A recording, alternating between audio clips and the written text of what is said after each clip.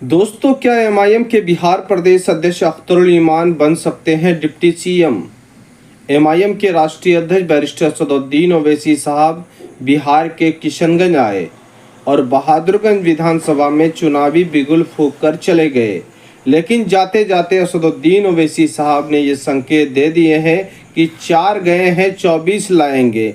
मतलब साफ है कि असदुद्दीन ओवैसी साहब की पार्टी इस बार बड़ी मजबूत उम्मीदवार उतारने का फैसला ले रहे हैं। जैसा कि आप जान रहे हैं, किशनगंज के बहादुरगंज विधानसभा से तौसीफ आलम को उम्मीदवार बनाया गया है।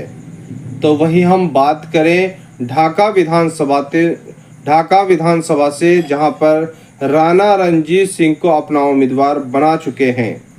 अब जो है असदुद्दीन ओवैसी साहब का इस बार मिशन है कि 4 गए हैं 24 लाएंगे और इसी 24 में एमआईएम के बिहार प्रदेश अध्यक्ष अख्तरुल ईमान साहब को डिप्टी सीएम दिखता नजर आ रहा है।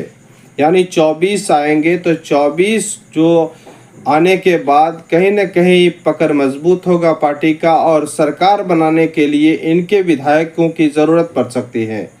इसी वजह से अख्तरुल ईमान साहब डिप्टी सीएम बन सकते हैं, लेकिन 24 जीतना होगा, 24 से 30 जीतना होगा।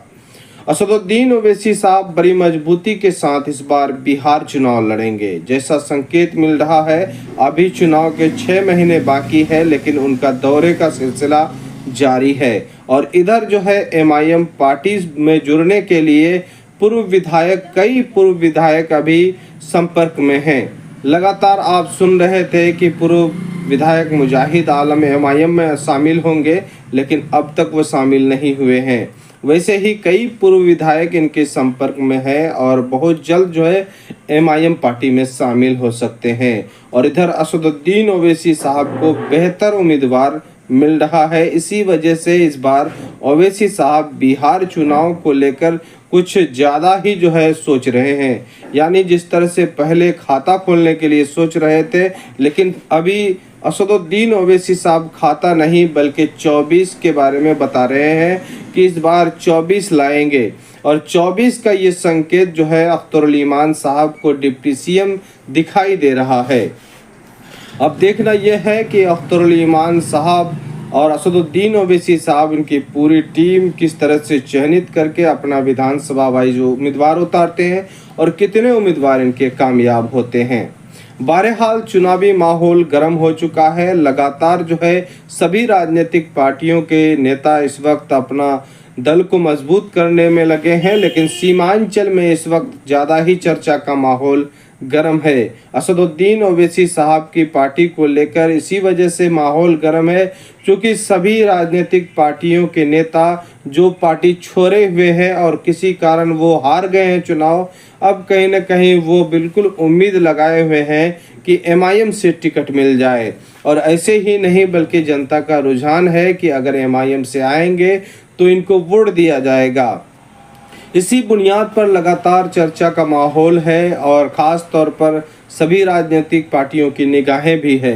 जनसुराज पार्टी के संस्थापक प्रशांत किशोर का नज़र किशनगंज सीमांचल के जिलों पर है, तो वहीं कई और राजनीतिक पार्टियों के नेता इधर लगातार अपना जड़ मजबूत करने में हैं। लेकिन वोटर जो है, इस वक्त वोटर का डिमांड है कि एमआईएम के लिए फ़िलहाल गोल बंद होते हुए दिखाई दे रहा है, क्योंकि असदुद्दीन ओवैसी साहब के कारनामे और अख्तरुल ईमान साहब के कारनामे को देख करके लोग इसे पसंद करते हैं।